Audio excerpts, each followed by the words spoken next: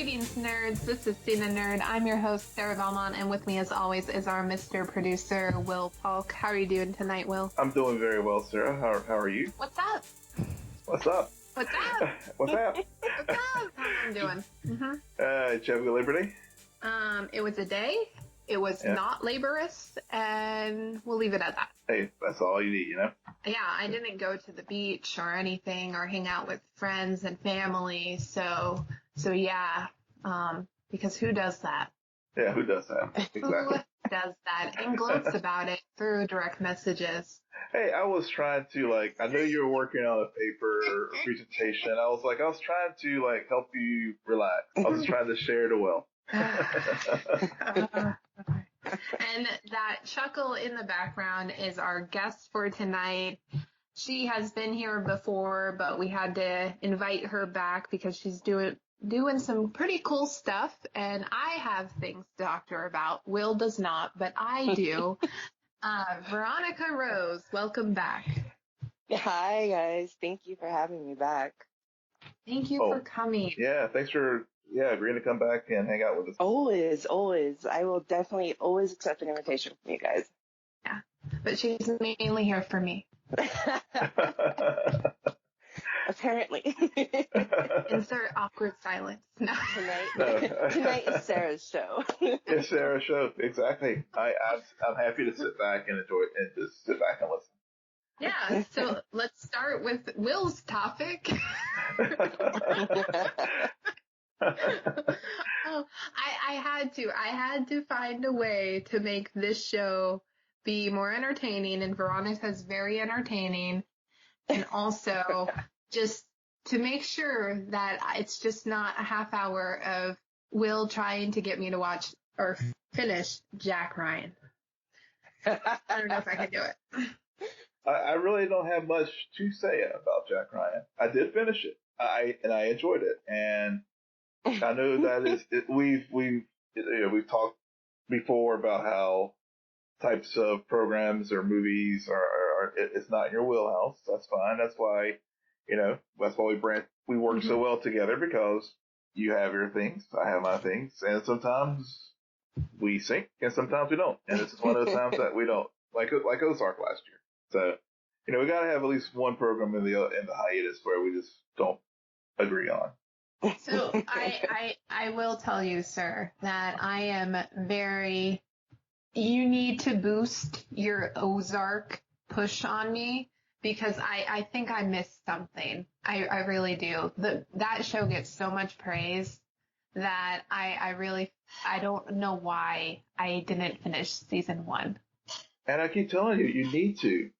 No, you made it you made it to over halfway through. At least one episode or month, or either a pre-show. I was like, you gotta finish Ozark. Yeah.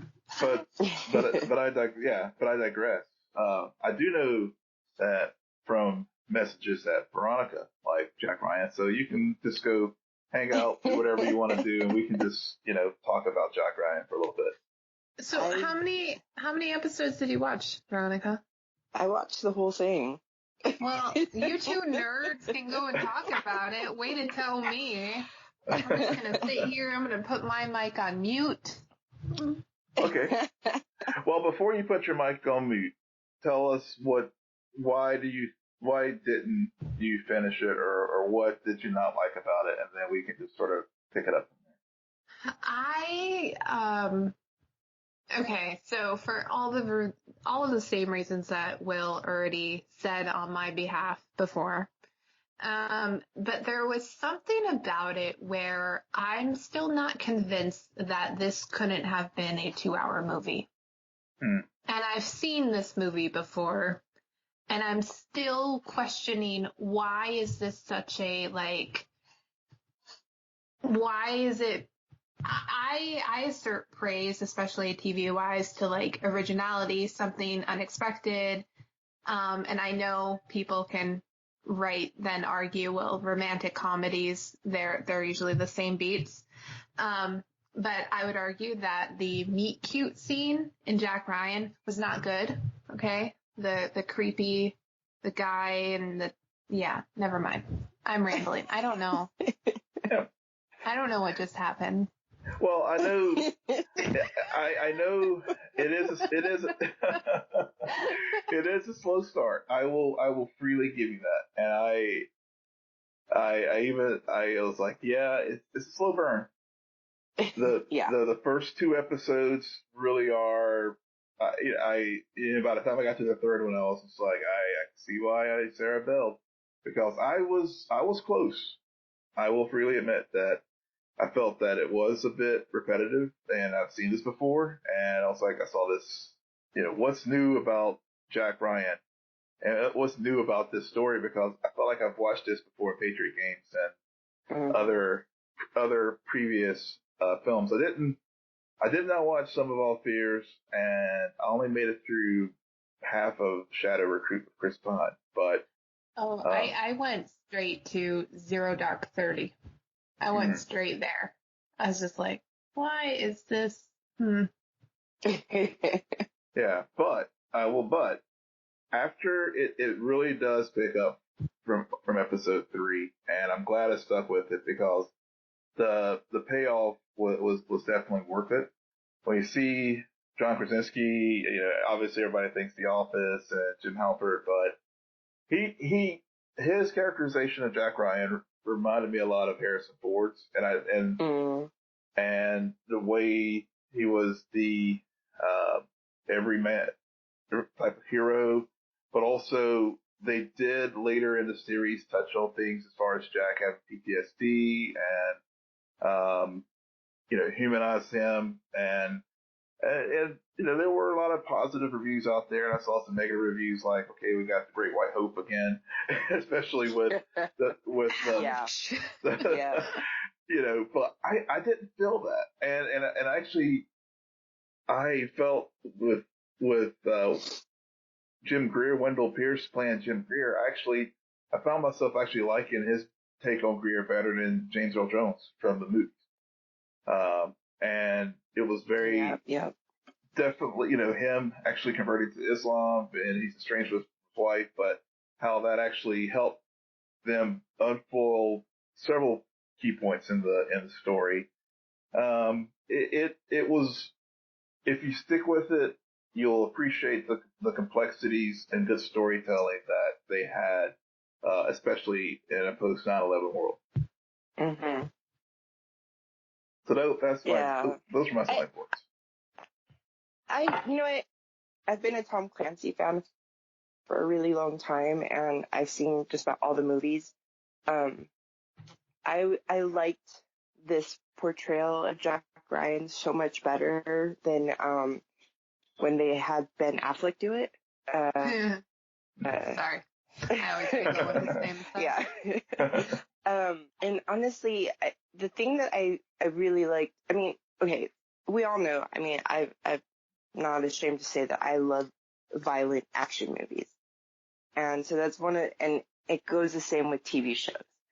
And I enjoyed the intrigue with this particular version of Jack Ryan, the flashbacks, trying to figure out, what had happened. And when you get to that final end and you find out about his PTSD and where it stems from, then you're just like, whoa, like it wasn't something you were expecting. Yeah. I enjoyed the dialogue.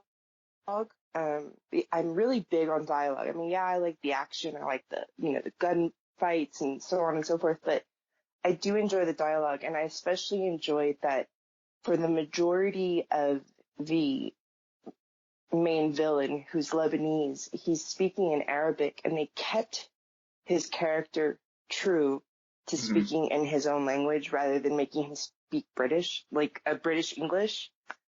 And that I was like happy to see, because for so long, we portray these other characters from other countries and we make them speak English and they have British accents, and it's like, wait, what? Yeah. We realize, okay, yeah, they've colonized just about everywhere across the world. But it was nice to have that. And then also, like you say, with the post 9/11, it kind of like, it didn't have this like anti-Muslim you know, feel behind it. It still tried to show them, you know, that they're human. Yeah. And they all go through the same trials and tribulations, even more so because they're in a war-torn country and they've dealt with it their entire lives. And so I definitely enjoyed it. And yes, it was a slow burn, but once you got past the first few episodes, man, it was like, oh my God. Yeah. I totally agree, because I was finding myself like staying up and watching it, because I was like, I gotta, when I got on episode 5 or 6, it's like, no, I gotta go to work tomorrow, but it was rolling. Another thing I really liked about the story was, a lot of action was based in Syria, and Suleiman, who's the lead terrorist, had dealt with his family life, and I really appreciated the fact that you had his wife was such a strong character. Yes. Dina she saw what was going on, and she did not want her family to be subjected to this, and really takes on some of the negative aspects of, all cultures, but, dealing with the very fundamentalist jihadist family, construct. But, interesting enough, spoiler alert, the main antagonist's brother actually is sort of enlightened and is actually helping her escape from the situation. And right. And all the things that she did to hold her family together, even when another spoiler alert, one member ends up falling back into some of the old ways. I just found her very compelling and just very, very strong, and not taking any BS from anyone when she was working her way through out of Syria. And so that was another, three-dimensional characterizations of all these characters, where it could easily have devolved into the cartoonish stuff that you could, that these types of TV shows or movies could easily go into. And I felt that they did a really strong job of making sure that didn't happen in the series. Oh, I agree. I really liked her character so much, just because they try to always attach this weak, submissive, stereotype to Muslim women, and that's not really true, because the majority of the Muslim women I have ever known, they're all very strong, powerful women, and they're the matriarchs of their families, and people within their families and in their communities look up to them. So I love that even though she was scared of her husband, she was still like, I still love him. I'm not going to help you kill him, even though I know he's doing something wrong. She still decided, but I still need to get my family out. Yeah. And I was just like, I was over the moon with her. Like she's a beautiful actress. Like the woman is gorgeous. And I was just like, she was just amazing. They did such a great job with her character. They did. And also, picking up on the theme of PTSD and some of the secondary characters in the story. There was a particular drone pilot in his subplot, and dealing with the consequences. What I liked about it too was every action and everything that these characters are going through has a reaction in their personal life, and seeing his journey and his PTSD issues and his feelings of guilt, even though he's doing this mission, and he and his partner at work, they have a pool going, and the scenes where he goes to Vegas and just goes completely like wild, crazy. Yeah. That kind of manic spiral he went down in. Yeah. But then also seeing how his journey concluded itself in later episodes. I mean, Sarah, I know this is not your typical genre, but I think if you can get past that third episode, and just realize that, just look at it from a good storytelling standpoint. As you love a good story, I feel like this is a good enough story to keep you around. Yeah, it may be something that I go back to. We're gearing up for an intense fall season of TV, so yeah. It's gonna be hard for me to go back to something at this point with all of the new seasons and shows coming back, and even some movies. I mean, there's a huge movie slate that we're gonna break down in future recordings, but hearing you guys talk about it does make me think that maybe I did jump off too soon. Now you guys talk about the PTSD, and I do recall when I was watching those first few episodes that in my mind I kept thinking like, Frank Castle did this so much better on his show. I have to disagree with you there because I'm not a big fan of the Punisher, so I don't. Because my point is that for me there was something about how the Marvel Cinematic Universe or the Marvel Universe in that TV show took the spectacle of a superhero and then broke it down that his motivation was all from his PTSD. In a show like Jack Ryan, you're almost doing the opposite, where it's a character-driven show, and you're using this mystery about, well, what happened that caused that as like the through line of Jack Ryan's arc. And during that journey, you have the spectacle occur around it. But when you sign up for a show like Jack Ryan, you're not really signing up for the spectacle of it. You're signing up because you want to follow this character. So I feel like it's the reverse. And that's why we kind of will on opposite sides of that. Yeah. That's a fair point. But I think whenever you get into about, I think it was episode 6 or 7, where it the full nature of why you had those flashbacks and why it drives him and his role as an analyst, it makes him a much more deeper character, and you understand why he is making certain requests of higher ups when they're trying to dismantle this terror network.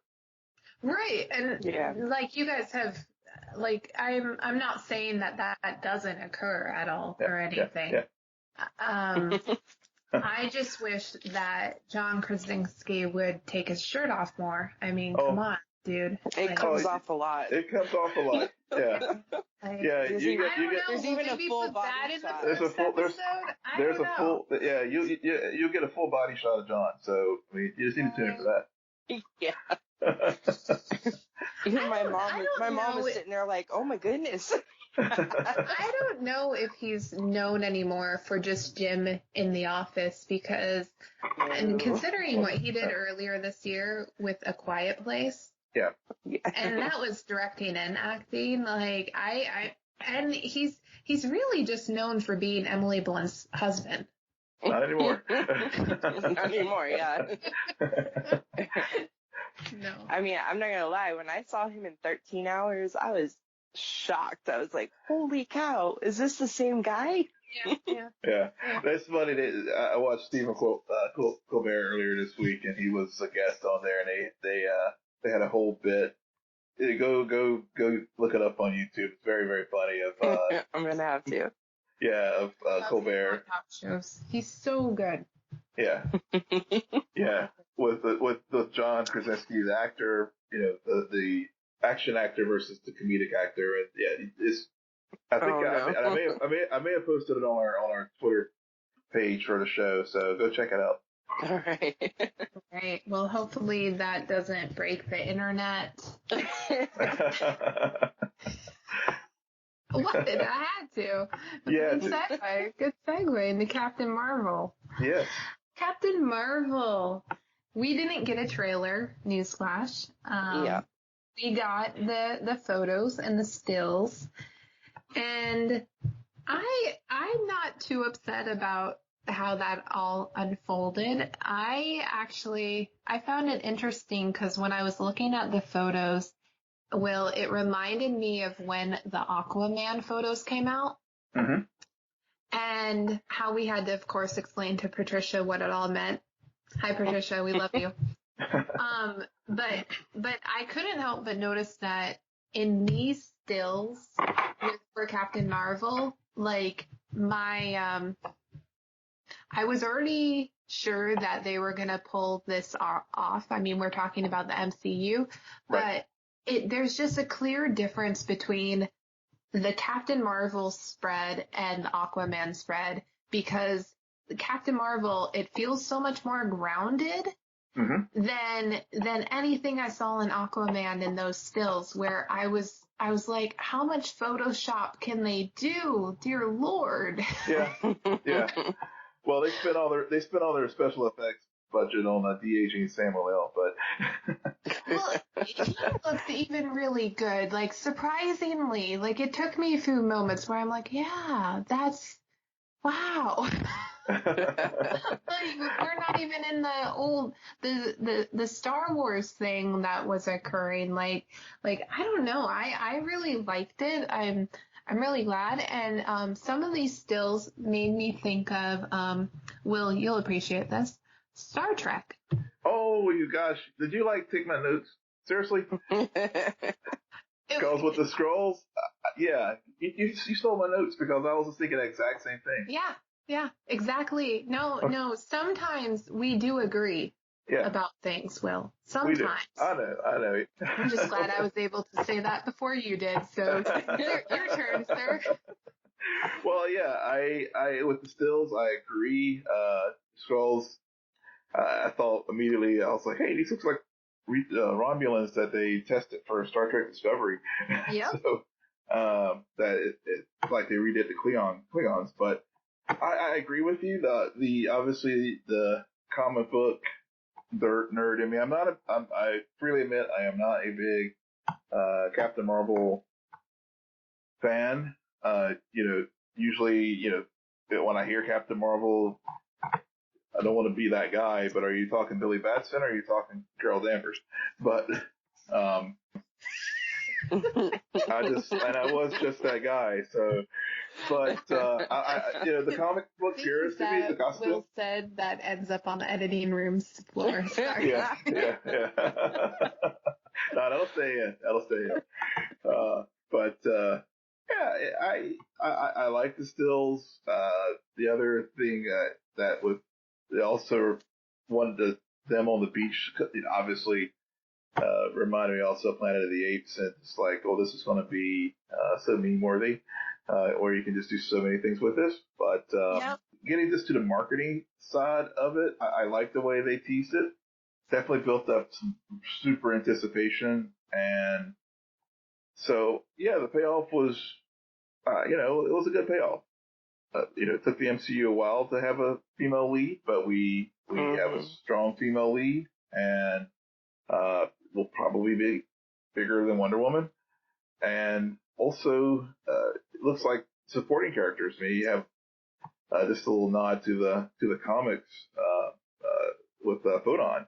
Mm-hmm. That was the iteration of Captain Marvel from the comic book. So, it's something there for everyone. I like the way, as the MCU always does, take things out of the comic books and shapes it into their own cinematic universe and makes it work. Yeah, this movie I think it's going to be huge. I mean, it's going to continue the second decade of the MCU is going to continue on the hot streak that it finished its first decade on. Yeah. I don't, it's funny because I don't really know too much about Captain Marvel. I've always been kind of a DC girl. I mean, of course, I've always been all about Iron Man and Thor. But I was never huge on their comic books when I was growing up. So, seeing a female lead though, I think is really cool. I don't know much about her story, and so I look forward to seeing this movie and kind of getting excited about a new female superhero. So I look forward to it. And I thought the pictures I saw, like, that suit looked pretty sweet. Yeah. You know, like, I was like, girl is filling that out perfectly. Like, it's just, I mean, I'm still kind of like one of these, it's like, you know, do we always have to completely sexualize our female superheroes, you know? But then we all know sex sells, and that's how it goes. But what I like is that she's completely covered. Like, there's no cleavage showing, there's no skin showing. She's just solid, you know? She looks like a bullet's gonna bounce right off her body, and it's like, okay, I can dig that. Mm-hmm. Yeah. Yeah, and I mean, I saw what they did in Thor Ragnarok to Chris Hemsworth. I don't think that they just sexualized the female superhero. Yeah. No. When it comes to Chris Hemsworth, they definitely don't shy away. I don't think he's shy, though. No. And I mean, even Hulk, I mean, there were towels dropping all over the place. So I don't, it just, I mean, to your point about the suit, and yeah, you said she filled it out good. I mean, Brie Larson is not that big, and so a part of me had that concern, like, is she gonna look like this puny person who can't really pack a punch? But these photos, it just showed how badass she is, okay? Yeah. And I love that, and I love that they brought that out of Brie Larson, who's from the indie films. Like, she's not a supermodel. She's not she's not a Jennifer Lawrence by any means. No. Mm-hmm. She's a fresh face, but she's also someone who can carry a film. She's carried multiple of them, and I say this anytime she comes up, go see Short Term 12. It is a great movie, and that's really what I think she should have won the Oscar for, but I'm glad she got it for Room. So enough said. I'm excited about that.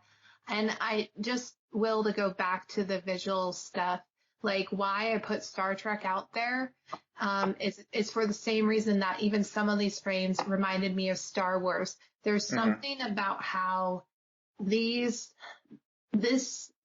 spread captured that some of this movie is going to be really Guardians of the Galaxy-ish, but also there's a lot of fundamental pieces that they're taking from the Captain America films and sort of blending it, like this groundedness that makes you remember that. And I like what they said about the movie. This isn't an origin story. Right. She already has her powers, and now she's coming back to Earth. So it's like gonna be this very different take on, not only by placing a female at the center of it, but by also twisting a lot of the stories that we've already seen before. Mm-hmm. So the hero who comes back, or who leaves and then comes back and tries to save the people that he left behind, or the outcast like Superman, or the alien from another Earth who comes down and tries to make a home and then protects that home. Like, you have this combination with this character. Yeah, I think you put the perfect bow on it. I don't really have much more to say yet. I kind of dig that it's going to be set in the 90s, because I'm a 90s teen. Like, I loved the 90s, you know? And I really, really want, I know it's going to sound crazy, but God, they got to have some Nirvana in that show. I'm sure the soundtrack, They gotta, but yeah, no, I enjoy the idea that it's going to take place, you know, in the past. I think that's kind of cool, rather than like the future, and at least on Earth. I'm not a 90s teen. I'm a 90s baby. Okay. All right. So what is else? In TV news, Mr. Robot season 4 will be the final season. Yeah. They better not screw it up. Yeah. Do you watch Mr. Robot? You know, much to Will's disappointment, I have not started it yet. That was Veronica Rose, who will not be talking.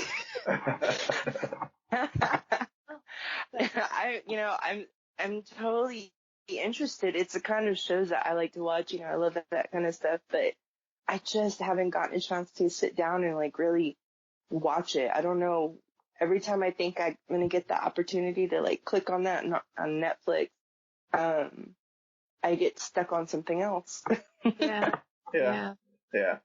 Well, as I didn't watch, I was a late comer to the show. Sarah told me to watch it before, and I didn't, but I finally listened to her, and I did. And it's very bingeable. You can roll through the first 3 seasons pretty quickly, because once you start, it's it's just, you want to know what's going to happen next. Yeah. But we had gotten a few weeks ago, I think Christian Slater had sort of spilled the beans a little bit in a Collider interview where he said he thought that this was the last season, and then everybody kind of tried to walk it back and like, no.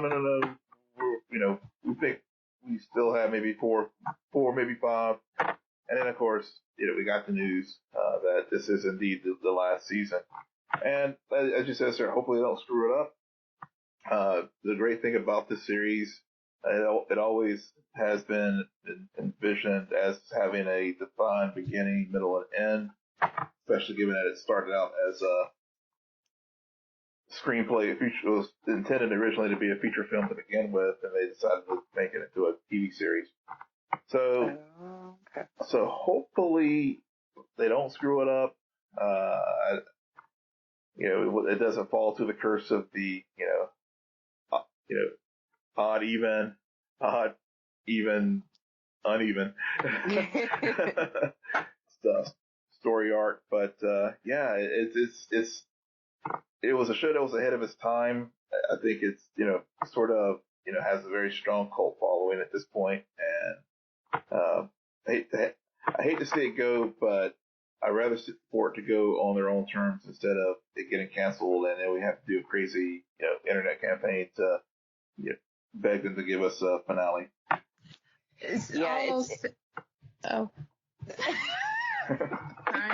Fine. I was just gonna say that, and it's kind of sad to hear that it was ending because my brother, he's my adopted brother, and he was living in Peru for several years with his family, and he just recently came back to the States, probably about 6 months or so ago, and he discovered Mr. Robot, and he nearly had a heart attack when he found out it was ending. I was like, I'm sorry. I would have probably had a heart attack if you told me that after watching the season 1 finale. I would have been like, what? I just got this wonderful gift, because I wouldn't even say you had to watch all of it, but Veronica, there's something so special about that first season. I think it's pretty much flawless. Yeah. And so if you just give yourself a day or two to do the first season, which is 10 episodes, I think you'll understand the magic of it. Mm-hmm. So, and then it has, the sophomore slump and all of that and everything that Will was saying before. But I just strongly advocate that people need to watch at least the first season of that show, because it's so impressive what they do with Elliot and his dad and everything. I will definitely do that. And while she's doing that, so in other news, Stephen Amell went on a podcast and he said some things. He got very vulnerable. Very. And everybody freaked out because we thought it was going to be the end.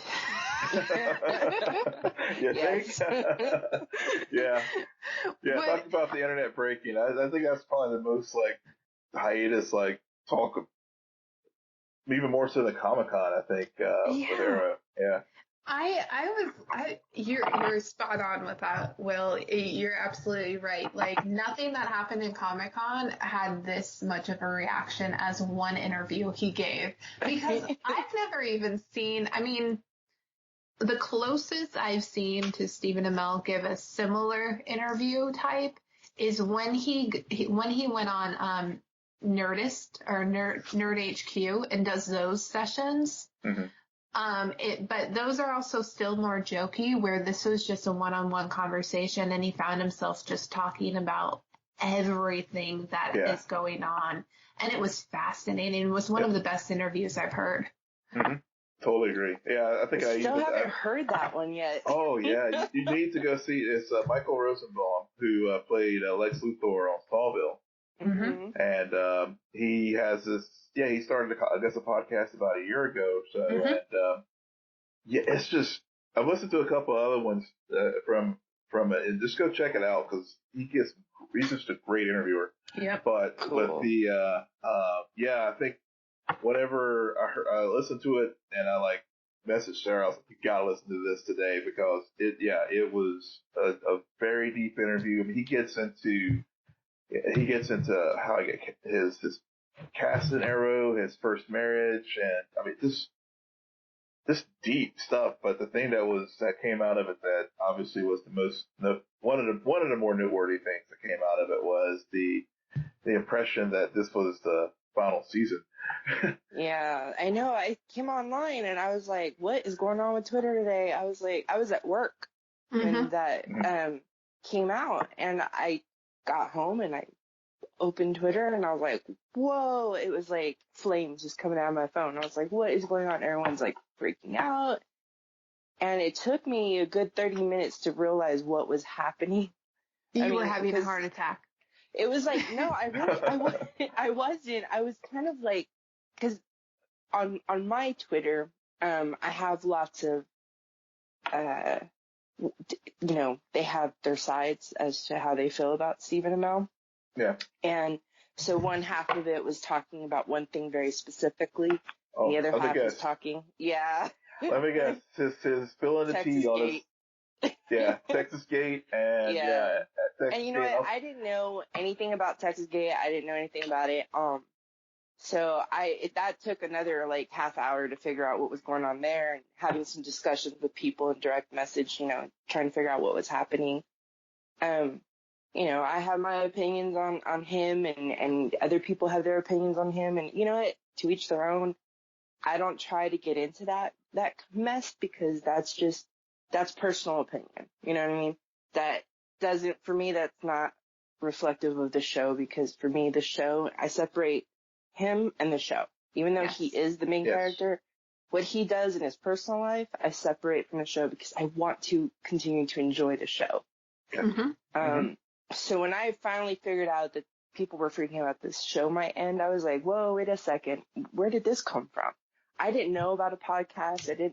I was like, why are we talking about this? And then somebody sent me the link. And I still haven't gotten to see it, but she was like, you really need to listen to it. She's like, I know a lot of people have opinions about it, but you form your own opinion and listen to it and see what you think. And I was like, okay, I just haven't had a chance to sit down and listen to it. Yeah. It's about an hour long, but it goes by very quickly, and it's totally worth the time listening. Even though now we have some good news. I listened to it twice. What did it for you there, Sarah? No,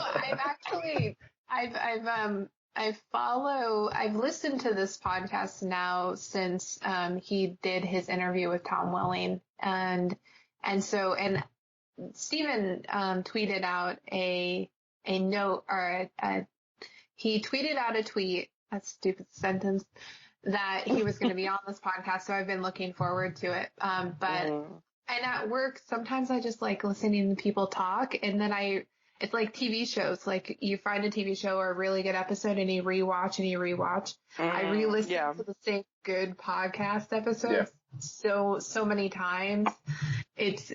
I know it's borderline stalking. I get it. Whatever. No, don't feel bad, my friend, because I did the same thing. Yeah.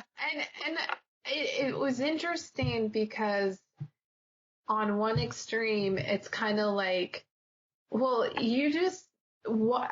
okay. What I found very interesting was how Steve and Amell the next day came online and sent out his message basically saying, that's not true, that's not what I meant. But he seemed so shocked that we went there. And I'm just like, did you not hear what you said? You said like you were not attached to the show anymore. Your contract was over, and you hadn't really signed, and you reserved the right not to sign on if need be.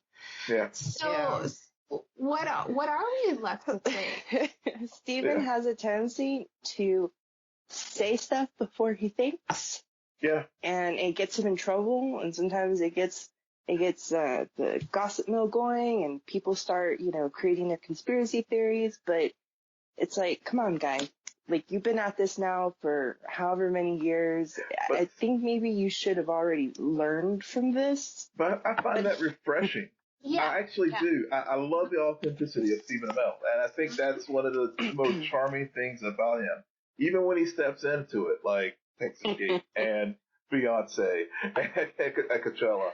And, he is just a guy, and I enjoy that instead of the prepackaged. You and I, we sometimes like tweet about sports and stuff whenever you're watching the Celtics. And, what's the one thing you hate when you get the sports interview post game? The cliche, packaged BS that they feed us all the time.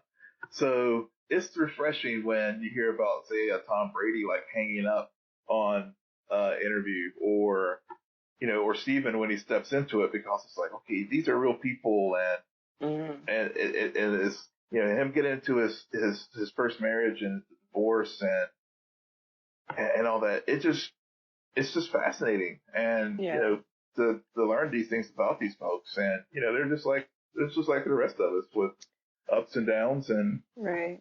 See, and I think it's weird for me because when I'm not one of these people that gets highly involved in the celebrities' lives. Like, I like watching them on the shows, and they do interviews, and I don't get as excited about interviews, except for maybe if they're talking about the show or the movie that they're going to be in. I get more excited about that kind of stuff. I've never been one of those people that wants to know much about their personal lives, because I kind of just want them to have that personal time for themselves and not get too involved. Yeah. You respect them as a person. That's so refreshing. It is. I am such a stalker. Well, it's funny because, Veronica, you mentioned how your timeline was going. So for all the Arrow people that I follow, it was the end of the show, and then quite a few folks just going on and on about how he talked about his ex-wife and why he can't get over her, and it was just sort of like, and then there was a few Texas Gate too, but the two primary things was like, oh God, the show's ending, and he's spilling all the tea. Can we put out a disclaimer here, Will, where when you refer to people you follow who also are obsessed with Arrow, you're not referring to me. No. Full disclosure. But see, you are very, you don't like, your tweets are very like measured. These folks are losing their damn minds. And so, fast forward to, I guess, was it last night? Steven, because he goes dark because he had All In, and he was training for and everything. So he pretty much, for him, he was, other than his usual tweets, he's pretty, he's always doing Instagram stories or Facebook stories or Facebook Live, and, he's gone dark on that stuff for a couple weeks. He got threatened by Beth. Yeah. she threatened that entire cast. She's like, you will not talk about it. I love that. Like, I do too. I love it because I hate spoilers and I don't want to know. Yeah, it goes back to what we were saying the other week when they dropped all of those episode titles for The Flash, that it astounds me that I know more about the Flash this season than I do about Arrow, and I really like that. It's not because I prefer one over the other or anything. It's just I'm so used to it being the opposite that it's very nice to have this change. Yeah. And yeah, we already follow enough people who love to drop the spoilers that I was getting a little tired of knowing pretty much every single plot point of each episode before having already watched it.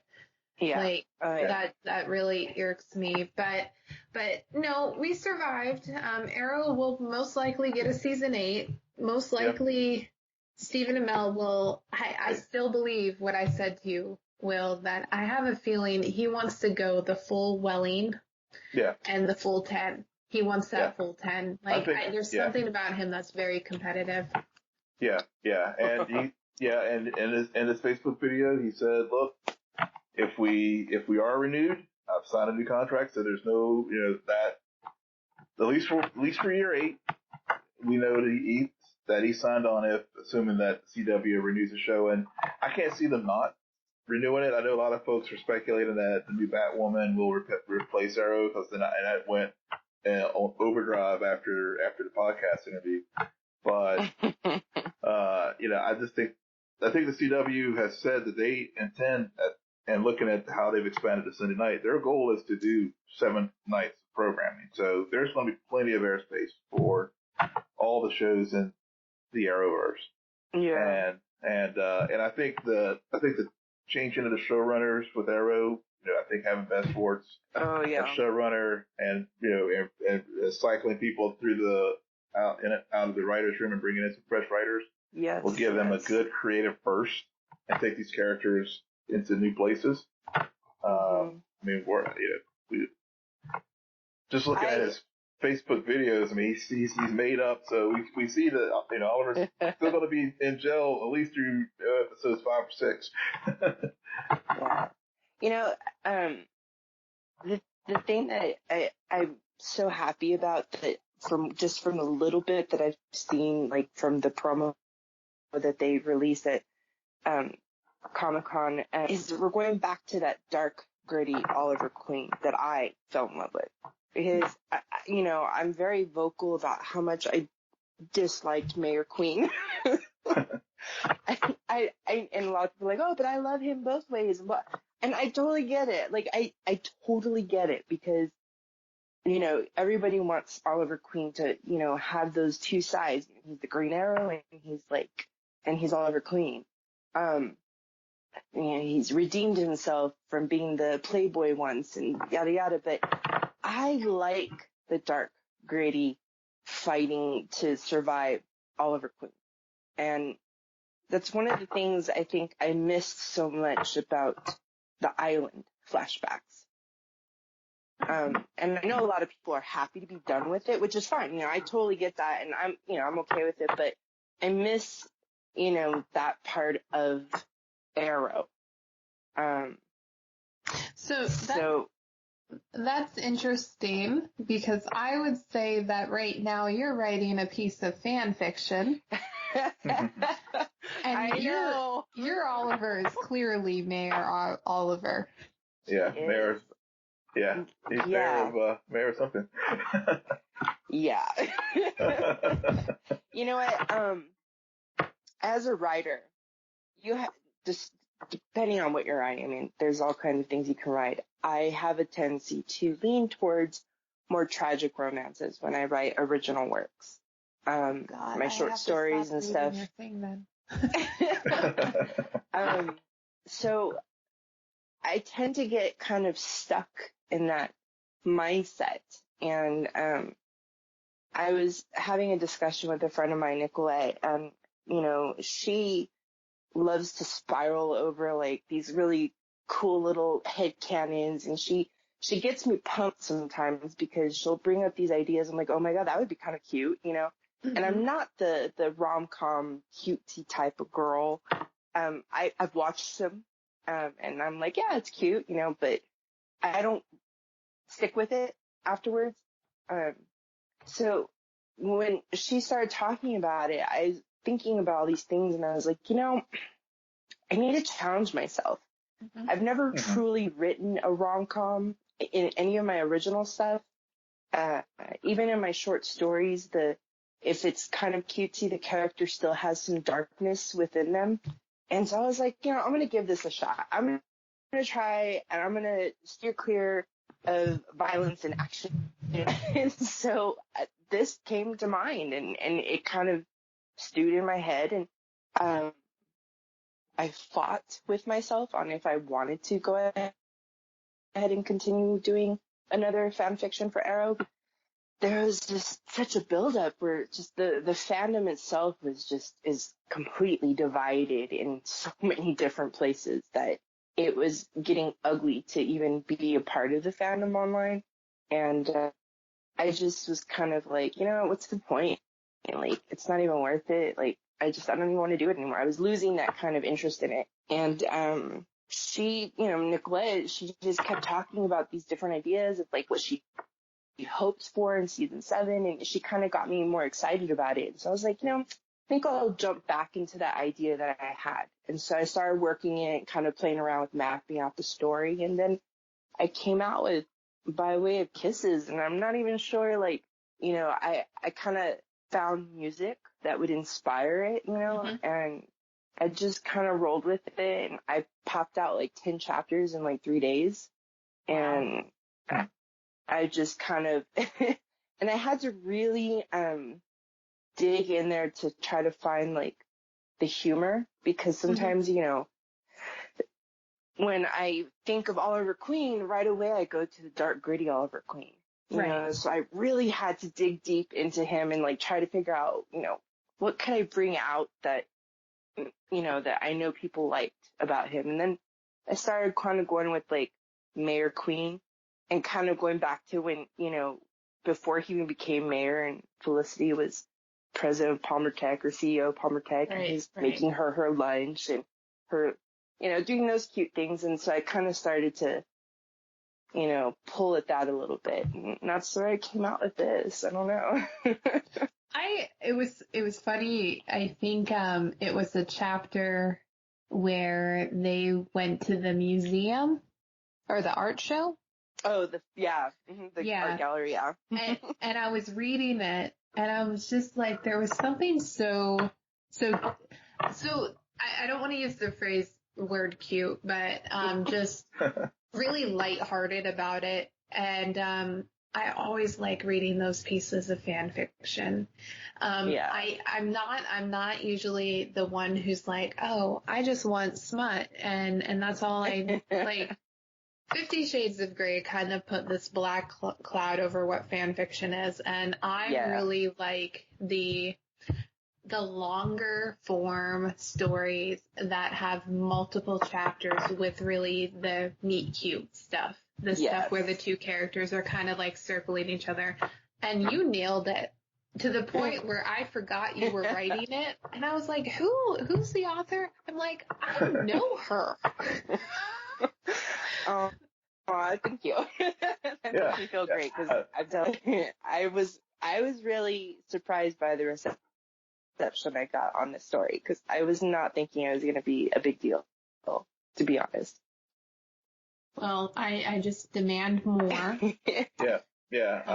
enjoyed the very first earlier chapters when he had the flashback where I think he had just met her. I think she was. Yeah, the first chapter. Yeah, I wanted to do something that was completely different from this show, because that's one of the things that, like, when I read the fan fiction for Arrow or any of the other shows that I like to follow up on, I try to go for stories that are original and they're not being pulled from the show. Yep. And Me too. I like that. I think I can think of maybe 2 fanfic writers who pull from the show whose stories I enjoy, because even though it's from the show, they've made it their own work.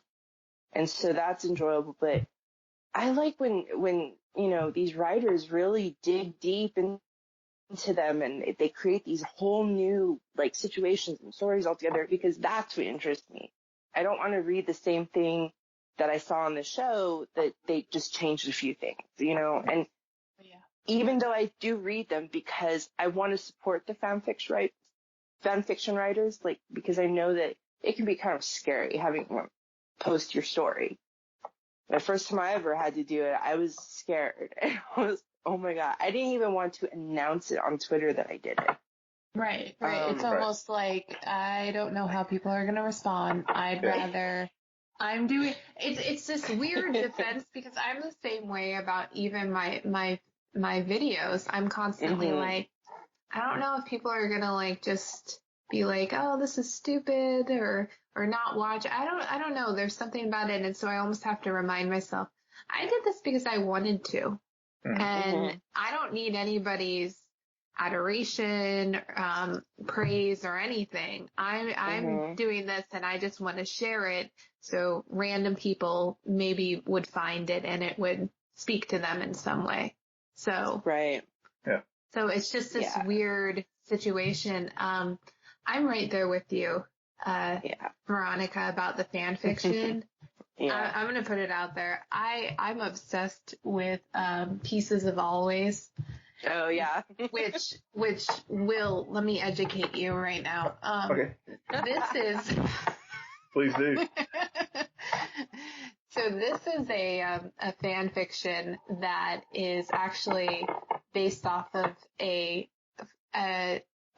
fan fiction called Forever Composed of Always. Yeah, always, Forever Composed of Always, something like that. And what they did is they set up this scenario in the original one where the Barry brings back Oliver and Felicity's kid from the future. And so there's this whole saga and they end up getting together. Pieces of Always is like the spin-off and they focus on the kids.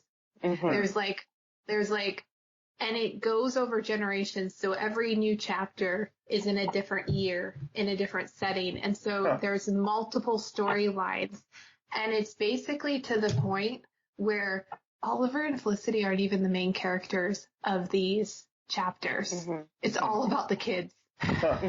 Yes, send that to me and send it to me. We should also put it on the share the links to not only Veronica's stuff but other fanfic. Yeah. I mean, to what Veronica was saying before about, I don't generally read the ones that are directly pulled from the episodes because, you know, the writers who are actually there working on the show, that's their right. That's their job to do. And I'm always like, I don't want to read another version. I already saw the first version. I like the ones who are just taking these characters and a characteristic or a scene and kind of just magnifying and doing like the what if scenario.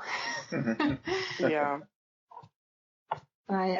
I it's so funny because I did not know that fan fiction had a title.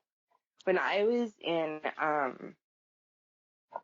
junior high, I guess it was 8th grade, 9th grade, I was at a sleepover and we rented the movie Heather. And it's a cult film. I've loved that movie. I was obsessed with that movie. I watched it all the time.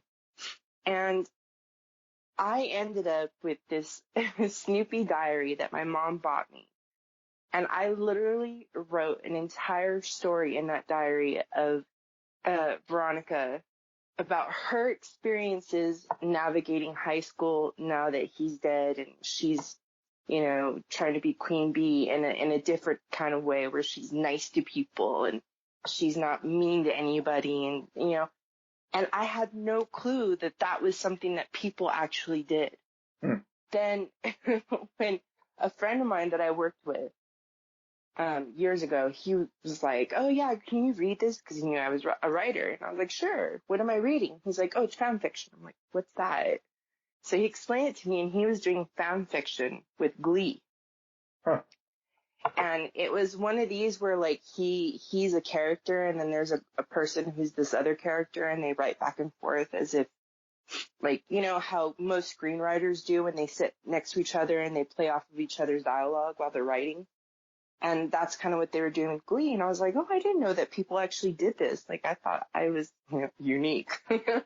And he was like, yeah. So I was reading it, and then I just started like progressing to like reading that other people were doing fan fiction for other things. And I was like, this is so cool. This is like the coolest thing in the world. Like, oh my God, people are actually being able to express themselves with some of their favorite characters. And everyone's reading it. Like, I was just blown away. And when I got into Arrow during season 5, because I told you I was a late bloomer because of the fact that, I was afraid of what to find in the show. I came across fan fiction.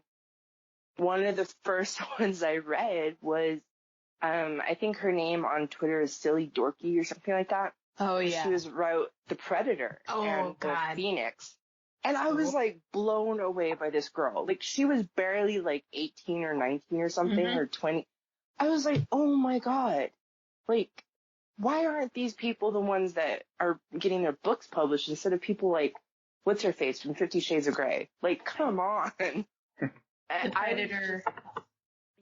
I was blown away. And then I was like hooked, and I was reading all these other writers. And some of them I've become, close with, and they're such amazing people. And I'm just like, and I know there's one who's pretty popular, and she wrote one of my all-time favorites called Thursday, and she's Vix 2.0 on AO3, and that was such a cute and just, it was so different from, anything else that I was reading. I was like, this is so cool. And just reading everybody's stuff, and I was like, I'm so happy that people are doing this. Like, it makes me so happy to see that, people are doing it for other shows as well, and they're getting praised for it. So that's what I love. Yeah. So you gotta send me Thursday. It sounds familiar, but it's definitely not bookmarked for me. Okay. I definitely will. Yeah. I'm getting into Raylo fan fiction. Ray and Kylo Ren. Yeah. My favorite one is this one called Disconnected by Weather Bugs, and that writer needs to write more. That story was so good, and it was so different and just really honest, and I'm still waiting for the sequel. Like, this is what kills me about the fan fiction. Sometimes you only get one story, and I'm like, where the heck is the sequel? Because I feel like part of it is that, oh, you watch something, here's what would have happened if it continued, or if, like, after they got together, this is what happened. Like, I'm always interested in that. And so sometimes even the actual fan fiction, that continuation of the story isn't enough for me, where I'm like, well, now I need to continue that story. I got you hooked. I'm envisioning a fan fiction podcast episode in the near future. Right? Yeah, it's kind of cool for me because being a writer, I've always been so afraid of sharing my work. And I can't tell you the massive amounts of documents I have of original stories that I've written that I have yet to share. And one of my friends, she's read it, and most of them, and she's always like, why aren't you publishing this stuff? I'm my own worst critic. And so part of doing fan fiction for me is giving me that validation that I could probably do this, and it's really cool to have that because, I think the best part, what I love the most about writing fan fiction, even though this is just my second story that I've worked on, is the comments that I get from people, the excitement that they have for what I'm actually giving them, the story I'm telling. And that gives me the motivation to keep on doing it. Cause I can tell you, if I was just to like post something on, say, Tumblr, it's rare that you're going to get any feedback. But having a platform like AO3 for any fan fiction writer, not, obviously not just for Olicity or Arrow, but any of them, giving the writer that kind of feedback, it helps to motivate them to just keep doing it and doing it and doing it, to eventually they finally follow that through and they do what they really want to do. Yeah. Yeah.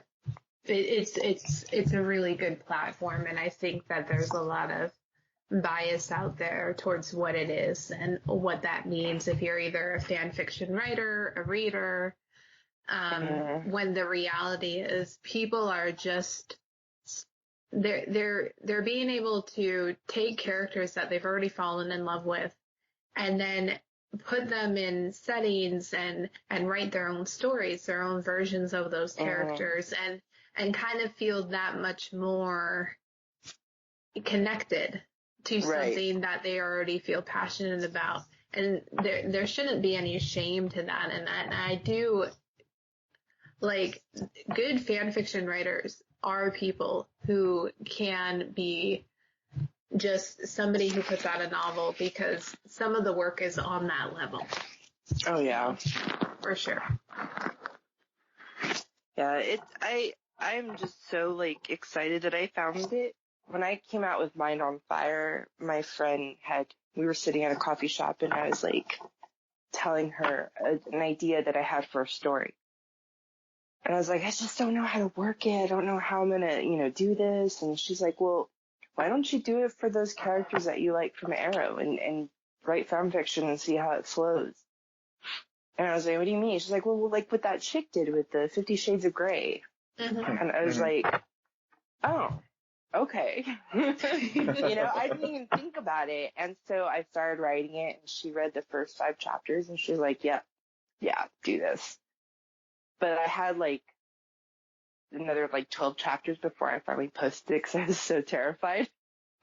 Because I didn't know how anybody was going to take to having a darker version of Felicity. But yeah, no, I'm so stoked that so many people are liking this new story, because I can honestly tell you that romantic comedy is not my forte, and the fact that I'm doing something right with it is just, my heart is like exploding in ways that I didn't think it could over something like that. So it's really exciting to be able to give that to people. Well, thank you for joining us, Veronica. Well, thank you for inviting me back. Yeah, you have to come back because apparently Will wants to know more about this fan fiction nonsense. Yes. Well, I've enjoyed reading Veronica's stuff and some other people's fan fiction as well. It's great, as you said, to put yourself out there and share your original work. It takes a lot of courage, but it's thoroughly enjoyable. When I come out with that original stuff, you guys will be the first to know. Awesome. Yeah, but definitely, folks, go check out Veronica's stuff. You'll definitely work. We'll definitely put a link to it so you can find it, and you will definitely enjoy it. Thanks. And Veronica, where else can they find you online? The best place to find me is Twitter at Nerdy Chicana. Chicana spelled Xicana. And Will, where can they find you? Yes, they can find me on Twitter at Will M. Polk, WILLMPOLK. And you can find me at SJ Belmont, SJBELMONT. Please follow our crew on Twitter at SNN Nerd, friend us on Facebook, follow us on Instagram, but most importantly, rate, subscribe, and comment on iTunes, SoundCloud, and Spotify. Good night, Geek Out. You're welcome.